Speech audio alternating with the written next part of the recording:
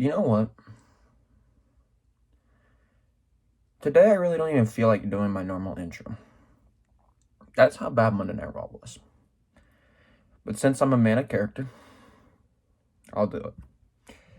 What is going on, guys? It is your role model of the IWC Gamers Goon here today with your August 17th Monday Night Raw review. This show was terrible. It was a disappointing show. It was a disgrace. Everything that happened was basically horrendous. It was a disaster. There's literally not enough negative words to describe what happened tonight. Mind you, we're 6 days away from their second biggest show of the year, SummerSlam. Biggest show? Mania. What's their second biggest show that they advertise all year, halfway through the year? SummerSlam. Then obviously have Survivor Series and Rumble later on in this year and the beginning of next year. But right now we're focusing on SummerSlam, 6 months after Mania. We have SummerSlam in 6 days. And they gave us this show that I'm going to go over 6 days before SummerSlam. This was their go-home show for Raw. This was their go-home. And it might have been the worst show of the year. This was worse than the show from 2 weeks ago. I said last week that they had a bad show, but it was better than the week before. This show is way worse. At least on the last few shows, I've had a little bit of positives to point out here and there. In this show, I believe I had one, maybe two positive things to say throughout the entire show. I was already in a bad mood. We'll go over it later, why I was in a bad mood more specifically, when I get to a certain part that I want to talk about. Mocking the fans. I'm sure you know where I'm going with that, Vince. Idiot. But let's get into the show, man. We started this show off, the introduction, we had the video credits rolling, nothing that's noteworthy usually, but we had that being interrupted by the group, that's trying to overtake the WWE Retribution. Nobody cares. No, I'm telling you right now, I don't care about the Retribution group, I don't care about the hacking, I don't care. I legitimately do not care. There's not a single thing about me that says this might be good. You know why it's not good? They're vandalizing stuff. Does it make sense? No. They're ruining matches. They're ruining promos. And they're cutting video scenes. They're going to different screens. I'm out here thinking that my TV's glitching. I'm thinking, oh, it might be a server issue with my TV. Maybe something's going on. Maybe my connection's messed up. And it's just really annoying. It honestly is annoying. It's just stupid. Hate it. We start off the show with Drew McIntyre. Drew McIntyre comes down the ring. He's on a good path here. He was cutting a decent promo. He cut a promo explaining how Orton grew up around Ric Flair and how Ric Flair was his mentor. He said that he told Orton that he wanted him to beat his record. Ric Flair told him that he wanted to beat the record. He said, Orton, you're evil for ripping his heart out and then kicking his skull in. He said at SummerSlam, you're going to be facing a pissed off 6'5" Scottish fire-breathing dragon. And then he says, take a moment to imagine the times that you've been hurt, Randy. Think about the times when Mick Foley put you through the thumbtacks. He said, but at SummerSlam it's going to be different because Drew is the damn weapon. Then this is where everything went wrong. He was cutting a decent promo. Once again, I've said it, that this is probably the most entertaining thing going into SummerSlam, the Orton and Drew feud. I think we all can agree that that has been the highlight going into SummerSlam. That's the match that people are looking forward to the most. But they cut off Drew McIntyre, your world champion, his promo to show Retribution attacking the production company in the production van. We also have a bunch of random cuts before that leads up. Have it cut to a SummerSlam graphic here or there. You have the intro play over again. This is stupid. Retribution, I understand the chaos part. That's not the problem. That is not the problem. If you want to create a stupid little faction that's not going to amount to anything and it's going to probably be worse than the goddamn, what was it? What was the group that Rusev was in? The League of Nations. If you want to make a group that's going to be worse than the League of Nations, be my guest. I really don't care. I'm not going to sit there and support it. It's going to be garbage. I'll guarantee you it's going to be garbage. I guarantee you they don't even know who's still in the group. I guarantee you they don't know. But The problem I have is, why are you sticking this in your main event? Why is this involved with your main event? Hello? Are you... Who's booking that? Hello? Like, seriously. Seriously. You have a match right here, a feud that people are actually invested in, and you're out here playing childish games with it. You're out here letting this little childish crap get into it. Nobody cares. I don't want to see Retribution involved in the Drew McIntyre, Randy Orton stuff. I don't care. If it happens at SummerSlam again, I'll even be more mad. Keep it off of your main titles. Keep it off of all your titles. Keep the childish stuff for matches that don't matter. Keep it away from Drew. Keep it away from Randy. You're ruining something that's special. Next, we're in the back. We have a group of people in the back. We had Titus O'Neil back there. We had Ricochet, Cedric Alexander. We even had Akira Tozawa and his ninjas. They're out there arguing about who they think is the culprits, saying who's the leader, blah, blah, blah. High school drama crap. They're sitting there gossiping in the back. Yeah, who cares? Who's the creative one that came up with that? You know what? I think I know where they got that idea from. I'll tell you exactly where they got that from. School just recently started back up. They probably went to the first day of school. Maybe you got like a 17-year-old booking your show for some reason. He's walking in, first day of school. He sees a group of people gossiping about what so-and-so did this summer. Did you know that so-and-so did this? So-and-so, it's really changed. Nobody cares. Why is that on WWE television, first of all? Second off, who came up with this, man? It's not interesting.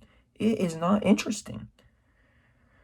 We had Drew McIntyre come in. He says that Rick is going to be fine, but he says he doesn't know if he'll even get to SummerSlam because of the Retribution group. He says, I think we need to band together. Then Seth Rollins comes on. He's clapping his slow little clap.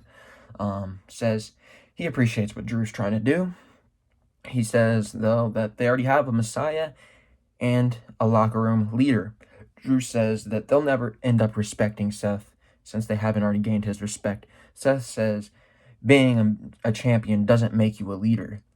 He says that I taught you how to be a champion, just like how I taught Dominic what it's like to be a WWE superstar. Then Ricochet says that Rey Mysterio will be there later tonight. He says, then Cedric says the same thing. Seth says that's a lie, that can't be true. Then we have Drew asking Seth if he's scared. Seth says he knows how to protect himself and the people around him, unlike Drew. And then Drew will need to get his priorities straight if he wants to be the champion past this Sunday at SummerSlam. Then we have Murphy and Drew push each other for a little altercation there. Did nothing for me. The only thing that might mean is we might be going into a Seth versus Drew feud. Am I interested in it? Not really. I just really don't care. It wasn't a good segment. Next we have MVP in the ring. He says that the Hurt Business is open for business while everyone is out there worrying about Retribution. We're going to come out here and we're going to call them out. They ain't tough, he says, but all three of us are. Now, call me crazy, but I don't care if you're a heel group. I don't care if you're a normal group. I don't care who you are. But if you're calling out the group that's wreaking havoc on the locker room, creating all this chaos, normal fans, correct me if I'm wrong, would cheer for you to be the ones to stand up to the rebel group, right? Why was the crowd booing? Attention to detail. Think of things before you have idiots out there. Go do what you want them to do. Think of things. Use your brain. Use your brain. And then he says Apollo is behind it all. Think about it. Since his rematch with Apollo, it's just been, they've been around since the same timetable at least. Then Apollo comes out. Apollo says that MVP can't beat him without help. MVP says that Apollo's career is a hot and cold one. He says he sees the fear in Apollo's eyes. He fears losing the title and going back to catering. Apollo says, you know what, that's right. I do fear that. That's why I fight so hard to be the champion. And then Apollo says, you know what? You like to be a businessman. Let's get to business right now. If I beat Shelton Benjamin tonight, Bobby Lashley and Shelton Benjamin will be banned from ringside for our match at SummerSlam.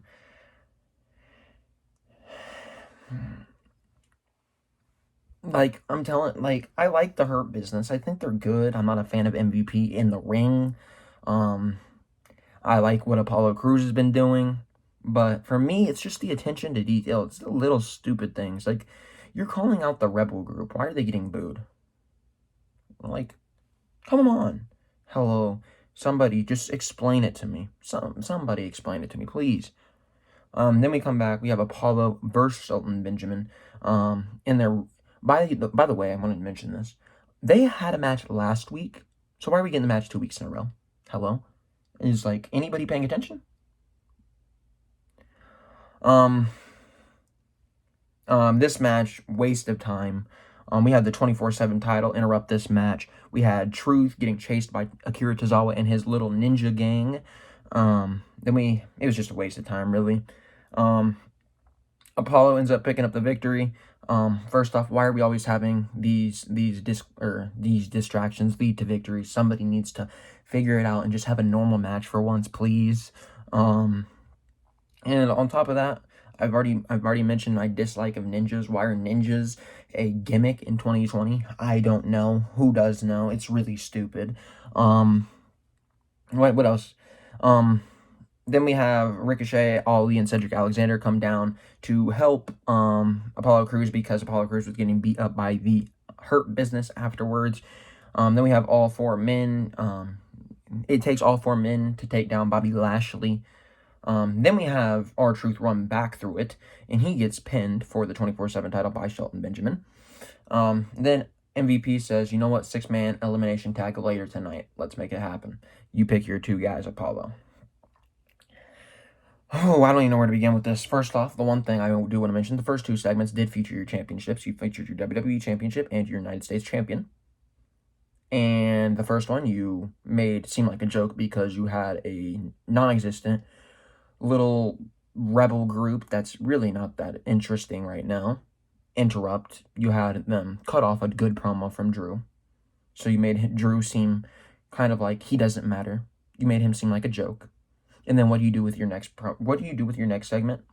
You have MVP come down there. And I love MVP in his current role outside of the wrestling part. I don't want to see him in the ring. I just want to see him as the leader of the Hurt Business. You have him come down there and kind of get Apollo fueled up. Apollo ends up winning the match. But the problem here is you have the 24/7 title go through the match. You're drawing focus away from the match. You have a distraction. It just shows a lack of respect for the champions. It really does. It really does. When I'm thinking of a United States champion, when I'm thinking of the WWE champion, I'm thinking of prestige. Somebody that people want to see. They're the top guys. They're the people that have just been there, just went on a winning streak. They're serious. And it feels like they're jokes. It feels like it's a comedy segment. It feels like it's a joke. And then you want to talk. Then we have Vince McMahon earlier in the day Rusev earlier in the day going on a podcast telling everybody how when he told Vince, I think I deserve a push. What did Vince say to him? What did Vince say to him? The fan reactions was because they were mocking you. Excuse me? They're mocking Rusev. Now, I don't actually have my Rusev stuff in this room because I'm getting my clothes packed for college and I have a lot of my wrestling shirts downstairs right now. I would go grab my sweatshirt and my regular shirt of Rusev if it was not downstairs right now. It says Happy Rusev Day. What was going on peak Rusev Day, huh? WrestleMania 34, still Rusev Day. A little bit before that was peak Rusev Day. But at WrestleMania 34, we have Rusev having a day of access. WrestleMania access. I come in, try to buy a ticket to get into this session with Rusev. What happens? I can't get in. Why can't I get in? His tickets are sold out. Is that because he's a mockery? Is that because he's a joke?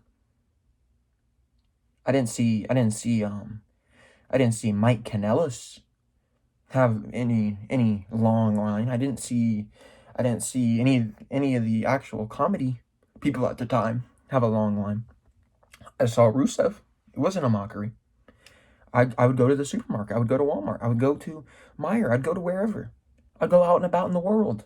And I'm telling you, there's been a few times where I'd go to the supermarket back then, and I'd see somebody wearing a Happy Rusev Day shirt or a Happy Rusev Day hoodie. And I'd sit there and be like, Happy Rusev Day, man. And then they'd respond, Happy Rusev Day. And it was just a fun thing to say. It was just a fun thing to do. And there was even another example. I went to a little carnival in my town, and I went into one of the porta potties. And now this part I marked out for. I have a picture of it somewhere on my phone. I don't even remember where it is. It was a long time ago, but I think it was like early 2018 or something like that. I don't know where the picture is, but I went into a porta potty, and on the side of the wall on the porta potty was the words Happy Rusev Day engraved in the thing. And you're telling me he's not over? He's not over. You have people engraving that in a side of a porta potty, not at a wrestling event, at a carnival. Just because people are like, oh, I like Rusev. I like Rusev. You got people in a supermarket wearing Rusev Day merch. And I'm going to be honest with you, I've rarely seen people ever walk around in wrestling merch. And in my town specifically, you rarely see it. I saw somebody in a Braun Strowman shirt the other day. It was a rare sighting. I'm telling you, I never see people. But like 1.5, 2 years ago, I'd see people with Rusev Day shirts. Because first off, it's not like a telltale sign that you're a WWE fan. It's just Happy Rusev Day. It's a fun thing. But I mean, I'm like the only one in the entire city that wears wrestling shirts daily. I'm telling you. Like, when I see somebody in the thing with Happy Rusev Day, I'm gonna assume that they're probably a casual, because there's not a lot of diehards here, I really don't think. But Rusev was somebody that was able to draw that next fan to actually be able to be confident enough to wear that out in public. Think about that. Why is he able to do that? Was it because he was a mockery? No, it was because he was a relevant person. That's because he deserved it. And then you have Vince telling him, oh, the only reason you sell out of merch is because we didn't have enough of it. Excuse me? I have 2 pieces of Rusev Day merch. I'm sure a lot of other people have Rusev Day merch. Last time I checked, his Rusev Day, or not Rusev Day, his Rusev, autograph, that was sold out on WWE Shop. But you're telling me he was a mockery. You know what's a real mockery, Vince? Putting your championship titles in situations where they look like jokes. You have your WWE Championship interrupted by a group that hasn't even really debuted yet, and then on top of that, you have the United States Championship interrupted by the 24/7 Championship. That don't even get me started on that championship. That championship itself is a mockery of wrestling, and then later on in the night, you make a mockery out of the women's tag team titles and the women's Raw and SmackDown championships. But you want to focus on Rusev being a mockery. Why don't you focus on yourself? Why don't you focus on the mockery you're making of your own business? Use your brain. Next, we have Demi back on television. I've already told you how much I don't like her being on television. In the little Ivar and Angel Garza love triangle. Woo! You're gonna draw the casual fan. We're gonna get one of those Bachelor viewers to come on over to WWE for one night, and we're gonna be able to get a 1.7. Yay! Who cares? Who cares? If you want the show to stop being irrelevant, if you want the show to start increasing in ratings, you have to put on a better show. And you're not going to be putting on a better show when you're relying on other shows to increase your quality by bringing in one of their stars. No, that's not how things work. You have to make the effort. You don't go out of your way and just place somebody here just to get a couple viewers. That doesn't work. That's proven not to work. I haven't seen a massive ratings increase because Demi's on television. Get The Bachelor off my television. I've told you multiple times, get her away. I don't want to see the Bachelor drama crap entangled with the WWE Universe. It doesn't match, first off. Second off, she doesn't know anything about wrestling. I guarantee it. Third off, why is she there? Fourth off, focus on wrestling. Focus on wrestling. Next, that led into an Ivar versus Garza match. where we have Demi watching the match from the back. Then we have Angelo Dawkins come on in. He kind of being a little flirtatious at the beginning, but it turns out he was just hyping up his boy Ivar. So my apologies for tweeting out that he was being flirtatious and didn't he just have a kid. The match here is irrelevant. Garza ended up winning. And then we have Demi come over the big screen. She says congratulations to Garza, and that she can't wait for the match on Sunday. Dawkins says that he was hyping up his boy Ivar, but he says, you know what, before Demi gets to know you, why don't we ask Charlie Caruso about you? And Garza's like, chill. He goes to the back. And then he says, you know what, you're going to find about what the squad you roll with is really about. I have something on my phone, a video. Then we have Garza run on down. Then we have Joe saying, you're going to like what's happened, Tom. It's good stuff. Then you have Zelina Vega going over there investigating Joe. Joe says, due to retribution, they've been reviewing footage in the back, and Joe ended up sharing a video with Dawkins that he thought was interesting. Joe says it shows how far people will really go when nobody is watching. Joe made it seem like it was going to be something interesting. Then we come back from commercial, and it was the biggest letdown of 2020. We have Garza trying to convince Demi. Then we have Charlie Caruso ask Dawkins what the tape was about. Then we have Zelina Vega in the tape poisoning the drink of Montez Ford. Then we have Charlie Caruso ask Zelina Vega if it was actually her. Vega says that doesn't prove anything. The video is altered. Says, you know what, I think this is your fault. You've been jealous of Garza since he turned to liking to Demi. Then Dawkins says, you know what, Tez is my family. And then Montez Ford joins him and attacks them, and Montez is back. Correct me if I'm wrong, but they said they already shown them, Joe already shown Angelo Dawkins this video. So you're telling me that Angelo Dawkins, once he sees this video, he's complacent with sitting back for about however long Joe would have been out on the show about 45 minutes earlier, so at least over 45 minutes, just complacent, knowing that Vega was the one that poisoned Montez's drink. And then he's sitting there all smiling and happy and giggly with Demi while his friend was getting poisoned. Like, when he found out his friend got poisoned. Attention to detail. Attention to detail. This is the stupid stuff we're talking about. Logic gaps.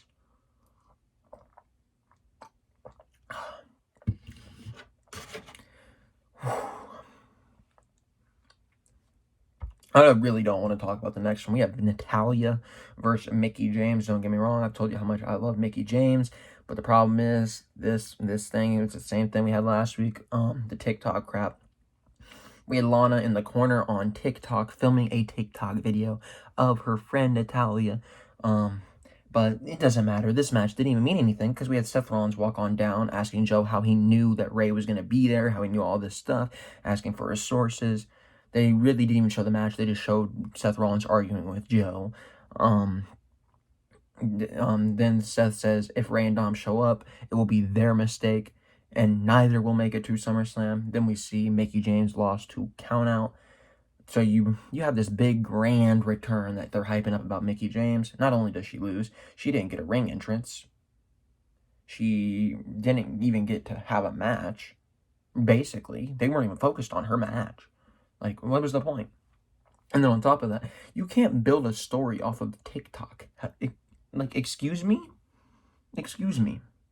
Filming a TikTok does not mean that Mickie James is bad if she doesn't know how to film a TikTok. You can't build a wrestling storyline around TikTok.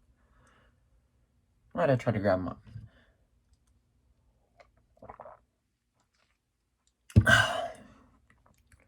I looked over here and saw my Game Fuel can. I'm trying to drink apple juice right now, so. Mickie James lost. Her return's worthless now. She might as well go back home.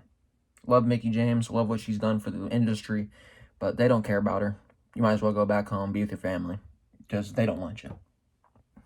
Next, we have Shayna Baszler and Asuka we have Sasha Banks and Bayley come on out. They say that they can't wait for SummerSlam because it is gonna be their night off. Asuka is the Empress of Stupidity for thinking that she could join the Battle Royal thing last week, and get two title chances. She says there's no chance she beats both of them on the same night. Then they argue about who should go first. Bayley says that she will end up taking the first spot against Asuka so that Sasha has an easier advantage. And then they'll be celebrating all the way up till Payback when they have to defend their titles against whoever it is. It doesn't matter because they're going to lose. And then we have Shayna come on out saying, no matter what happens at SummerSlam, whoever is holding that Raw Women's Championship, I got next. And then we have Shayna and Asuka team. If Asuka's facing both Sasha and Bayley, why don't we keep Asuka away from them? We don't need to see them interact. In terms of in-ring. We can have promos, we can have that. Keep them away from... You don't see Drew McIntyre and Randy Orton having a match. You don't see that happening. And people are invested. Keep them away from each other. Keep them away from each other. It is that simple. Then Asuka says, tonight we have to fight together before we fight against each other. Then we have Baszler and Asuka versus Sasha Banks and Bayley. Nia Jax is in the crowd during this match. She attacks Shayna Baszler. This is the biggest logic gap of 2020, by the way. A few weeks ago, 2 weeks ago, we have, I believe it was Nia Jax attacking, who was it? Or something, I think it was, never mind. I think it was Asuka attacking Sasha or Bayley or one or the other. Doesn't matter. Attack somebody during the match against Kyrie. And during that, we had a disqualification for a incident that happened to neither in-ring competitor. But this, we have Nia Jax attack Shayna Baszler from ringside, and there's no disqualification. No disqualification at all.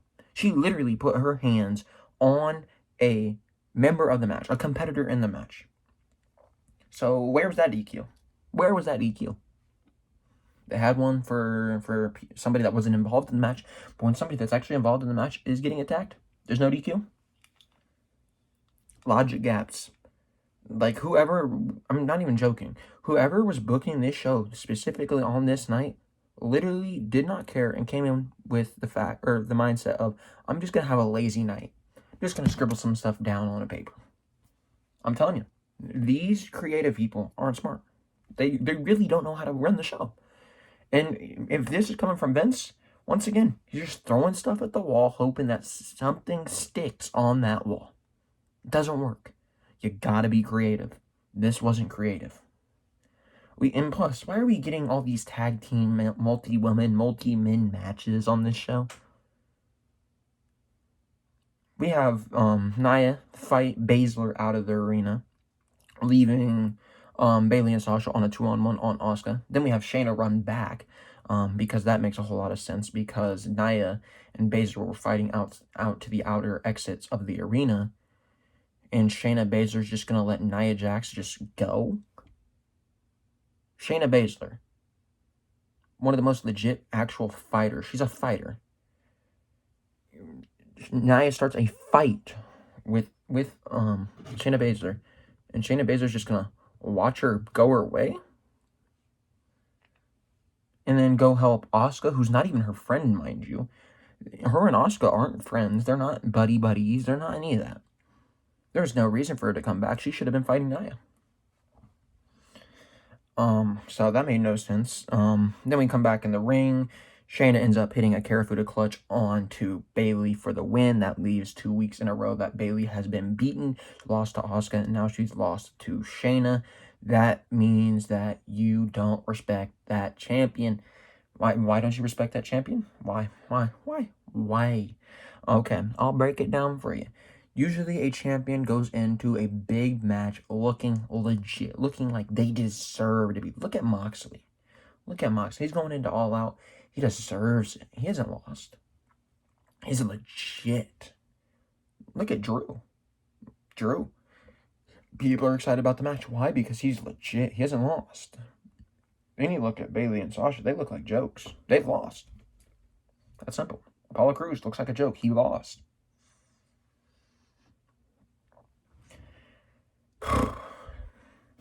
That goes back to the champions being mocked thing. You want to say that Rusev was being mocked, but you're out here blatantly mocking your own fans with the champions that you choose to put on the show. You make the champions look like jobbers. You make the champions look like jobbers.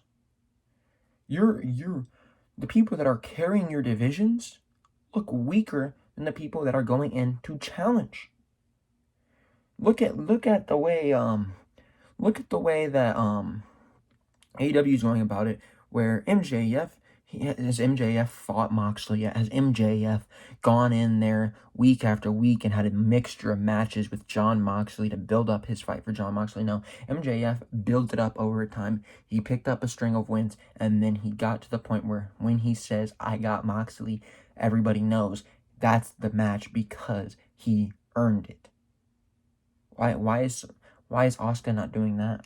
Why does Asuka have to beat Sasha multiple times, beat Bayley in order to get the match?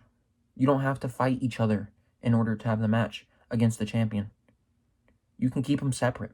You can have Sasha go out there and beat a Nia Jax. And then you can have Asuka go in and be able to fight her at SummerSlam. You don't have to have Asuka beat Sasha and Bayley in order to go on to beat Sasha later. That doesn't make sense. And mind you, the part that has me most afraid is that Asuka's going to go into SummerSlam and she's going to win both titles. I could see it happening. Why? Because they treat the division like a joke. I could see it happening where she beats Bayley first match, and that makes sense. She could win the first match and it would be fine. It would be reasonable. But then she'll win the second match against Sasha. Or I could see a scenario where Bayley wins and Sasha loses, since Sasha has the second match, and then it makes Sasha look even worse because she couldn't do something that Bayley did easily to a worn down Asuka. So like you're booking yourself in a corner. If Sasha doesn't win and if Bayley doesn't win, you're booking yourself in a corner. Next, we have Apollo in the back, thanking all three of the men, Cedric Alexander, Ali, Ricochet, for coming out to aid him. He says, "Ali and Ricochet, will you be my partners for later in the evening?" Cedric got a little upset. He's like, "Why can't it be me?" He says, "I'm thinking about your health. I saw you in the thing. I just want you to get some rest. I know how that feels." Then we have Orton walk into frame. Don't know what that was about. Don't really care. We could end up in a turn scenario where we might see Cedric start to have some heel tendencies. I could see a scenario where Cedric does go off on his own and does turn heel on Ricochet. That might actually be ideal for Cedric and Ricochet because that means they'd actually get legitimate television time instead of 4-minute segments here or there. Speaking about 4-minute segments, we'll talk about their match later.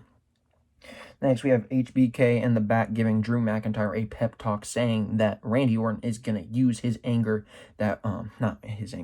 Randy Orton is going to use Drew's anger against him. He says that he's traveled too rough of a road to give up now. He says, or then Drew thanks him for being able to help him finally make it. He says, but the one thing is, he feels like he's let Shawn down for not being able to be a good champion. He's let Orton run roughshod. HBK says that Drew can face all the adversity. He's proven it. And then HBK says, "I remember you used to train with a torn bicep. I want that Drew back. You've earned your spot as the WWE champion." Good words there from HBK. That was by far the best thing of the night. If you ask me, everything else was absolutely terrible. I might take that back in a minute. We had the Iconics versus the Riot, or with the Riot Squad in the back now. This is one of those little brag segments with the Iconics again. Nobody cares. Talking about they're the best friends. Great. I don't care. I really don't care. Then we have Ruby Riott say that she will end up dropping them both. Then we see, I think it was Peyton Royce. He said, "Well, who are they?" And it's Shayna Baszler with Marina Shafir and Jessamine Duke, talking in the back. And then my smart self said, "Well, I'm interested to see where they go as a little, because you do know Ronda was involved with that 4 Horsemen. It could be interesting. Am I intrigued? Yes. Do I think it's gonna be the best? I don't know. Do I have any faith in creative? Absolutely not. Should I have had faith in creative? Absolutely not." And then we had Ruby Riott versus Peyton Royce in a pointless little match. I'm telling you, we're just gonna go on the same thing we went with the same problem we had with the Riot Squad in the first place, where they go in the ever-ending circle of being in the same match against the same people. Nobody cares. They're gonna be dead in a matter of weeks. Everybody was excited to see the Riot Squad back together. People love Liv Morgan. People love Ruby Riot. They're gonna be dead in a few weeks. Guarantee it. Guarantee that they stay on this path. Get it over with. Finish with the Iconics, please.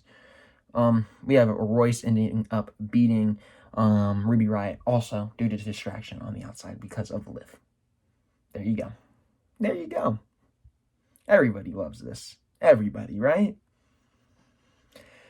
Then we go back and we have Eric of the Viking Raiders fighting in Raw Underground. My favorite segment of the week. Everybody knows that's my favorite segment. Hashtag, please cancel the show. He ended up winning his first match. Then we have Shane asking Ziggler about the performance of Eric. He says, you know what, I'll give him a 4 out of 10. Eric says, you know what, I want to call Dolph Ziggler out. Ziggler comes in, and Ziggler pokes the eye of Eric, and then he chokes him out. Eric looks like a loser. Like I said a few weeks ago when Eric first was on Raw Underground, the guy went from being a legitimate beast in NXT, where you could believe him to be the World Tag Team Champion easily. That guy was a beast. Him and Ivar as the War Raiders in NXT. Then they come onto the main roster and they feel like everybody else. Main roster syndrome, man. Hate to see it. Then we have Ivar attack him. I'm telling you right now, the Viking Raiders, they're never going to recover from this. They look like losers. You lost to Dolph Ziggler. Dolph Ziggler's the biggest loser. I swear, every time Dolph Ziggler gets a match, he loses. Every time he's in anything important, he loses. What makes you think I'm going to respect or invest my time in the Viking Raiders now? And on top of that, this was a shoot fight. This wasn't a wrestling match. This wasn't he won because of agility. No, he won because of physicality. Why is Eric not easily physically beating this man? Lack of creativity, lack of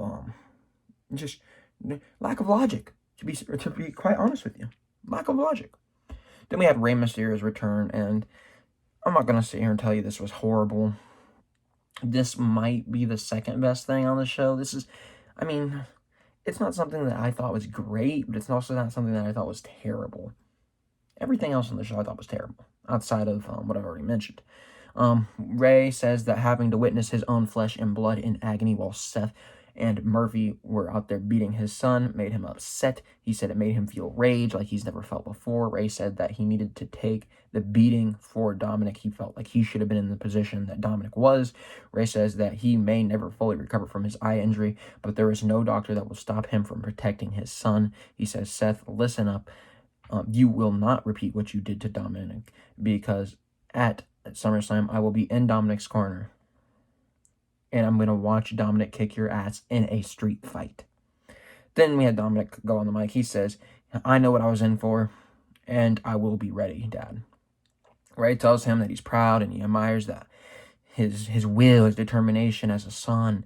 He says, if Seth is ever near Dominic tonight, he won't make it to SummerSlam. Seth then comes up on the big screen, says that he can't believe that they showed up. He says, Rey, you're an idiot for putting Dominic in danger for his own good, because Rey is a selfish guy. He says, what kind of father are you, Rey?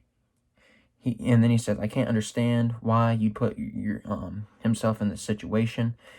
It could have been prevented if you would have just accepted your role, but Rey and his son got hurt, and they haven't learned their lesson. It's a real tragedy that Rey Mysterio...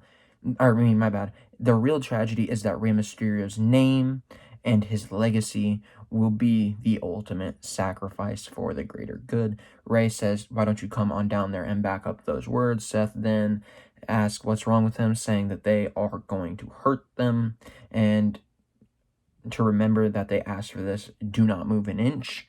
Then they come on down to the ring. Rey and Dominic fled from the ring.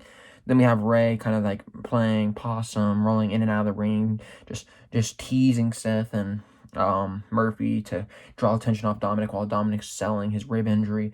Dominic grabs 2 kendo sticks, starts beating Rollins and Murphy from behind, hands one to Ray. They tie Rollins up into the ropes, just like Dominic last week. We're gonna go beat him. Then Murphy came on in for the save. They both rolled out. They both ran away. It was a good segment. Dominic and Seth is, I think, the second best thing on SummerSlam. I could easily say. I can't complain about that segment. It was very much like last week's segment. It was just father, son. You're not gonna do to my son what you already did to him. I'm gonna be there for him. I'm gonna try to protect my son. It's just one of those kind of stories. I'm not gonna complain about it. It was good for what it was.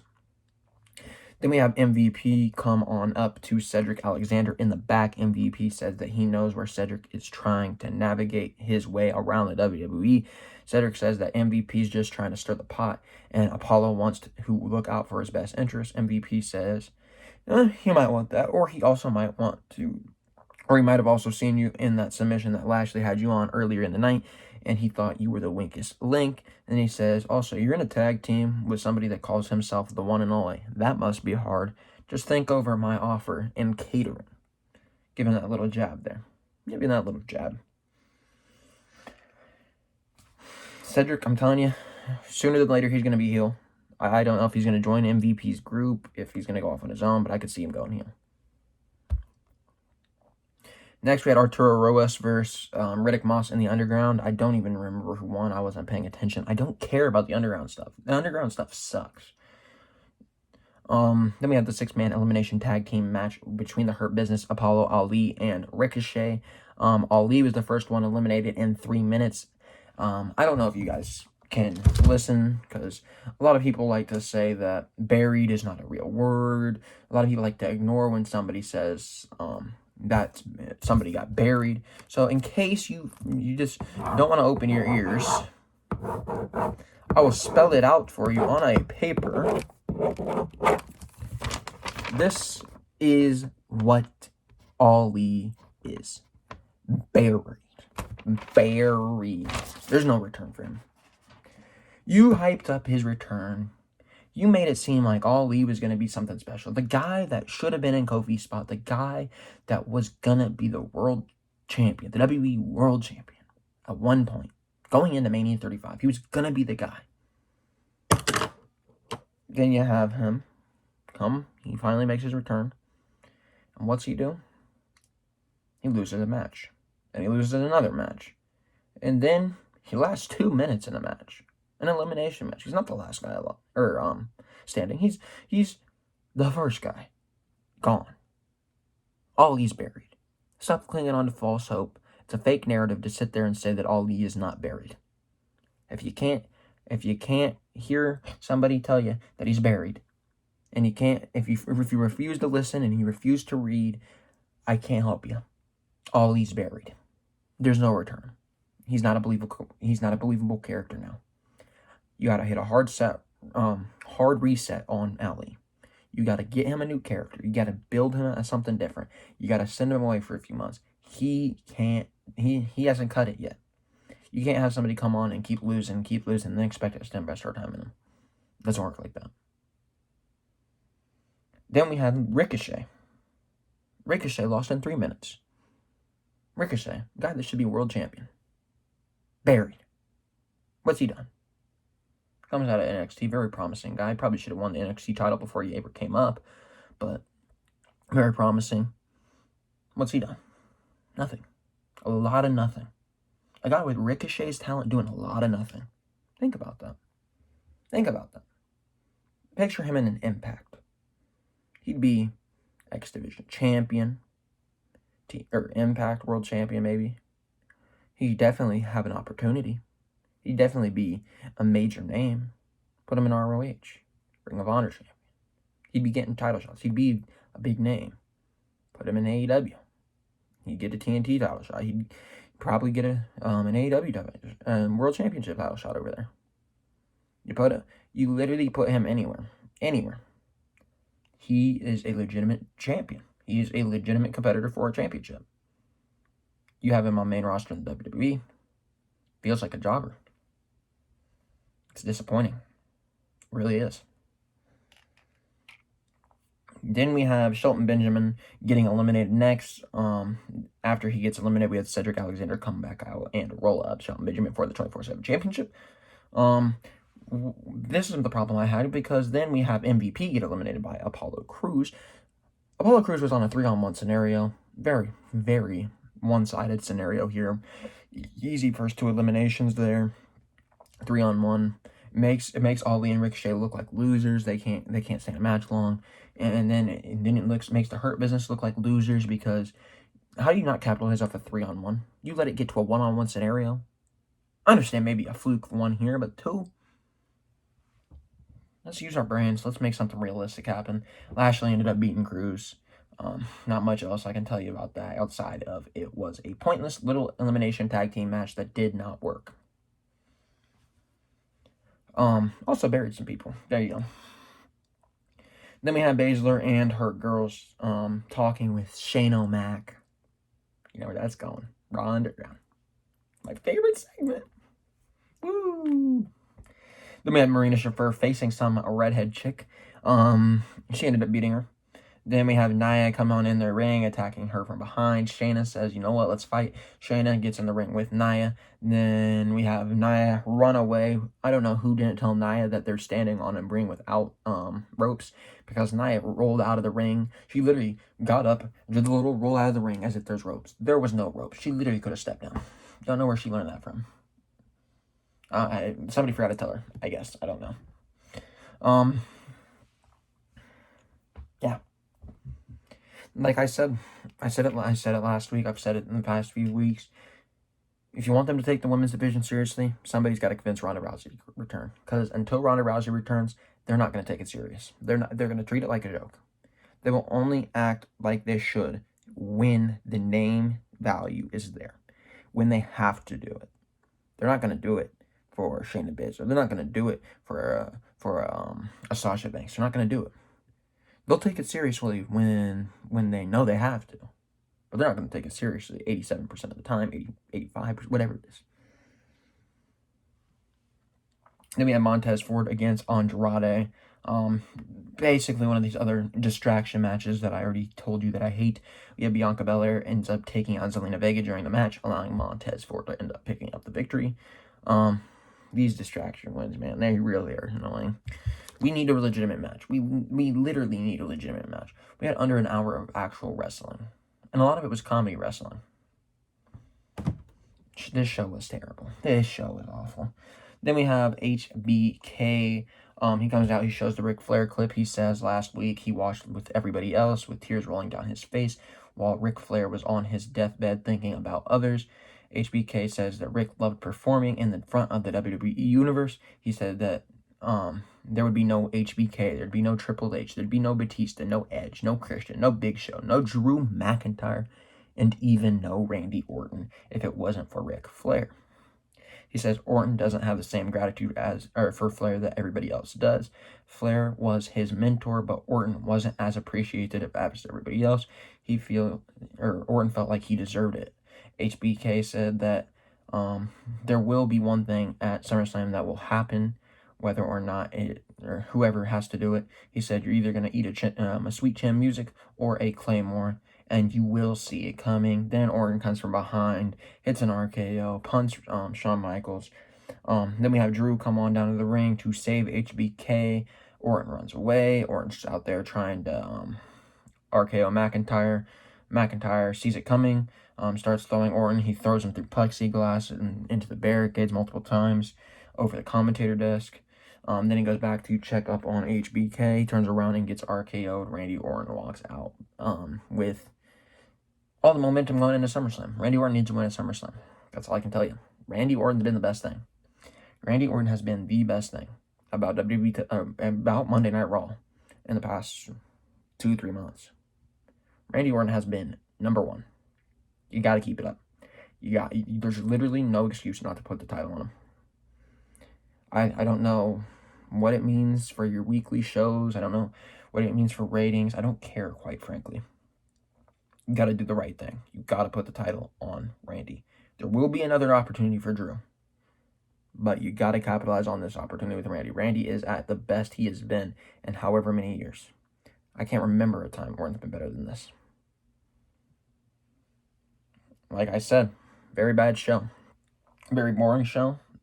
The HBK stuff was a little bit good, I guess. The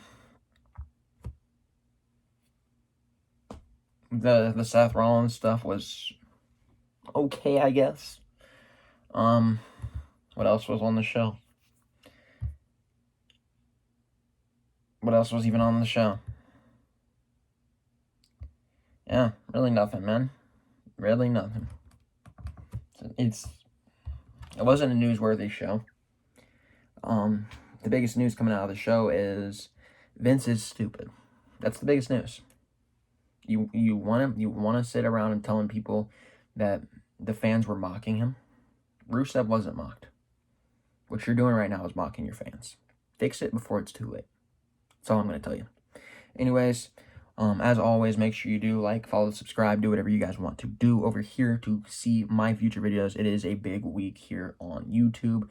I'm not just going to say the channel because on Wednesday, I usually don't do shows on Wednesday, but we will be this week, not on my channel, but actually on the Big Fight Field channel with Joseph Conlon. I will be making a special guest appearance to be reviewing the go-home for NXT going into NXT TakeOver 30. I will be over on Joseph Conlon's channel. I will be sure to link that to you guys on the video that's going to go up, I believe, on Thursday. I actually don't have my schedule on. It's on my phone, and I'm recording on my phone, but my first video up after Wednesday will be a link to that. So I do have that coming up for you guys. We'll definitely be promoting that on Twitter over at thegoongameryt on Twitter. I will not be promoting it on the Instagram because I don't use my Instagram that much, but if you do want to go follow me on Instagram, see my pictures with wrestlers, whatever, it is thegoongameryt. Just make sure you're keeping up with the Twitter. It's big weekend, big week. We got Raw tonight that you guys are seeing. We got NXT, which I will be watching and tweeting about, but I will not be reviewing on this channel. We got NXT preview and predictions coming up. We have SummerSlam preview and predictions coming up. We have the weekly AEW show coming up. That's on Sunday, not Saturday night. I know I usually do put those on the same what's it called?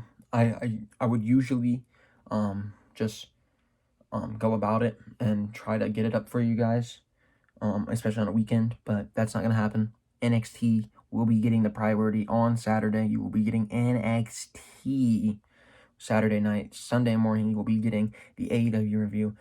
Sunday night you'll be getting the SummerSlam review. So a big week here on the channel. Just a lot going on, man. Just stay tuned.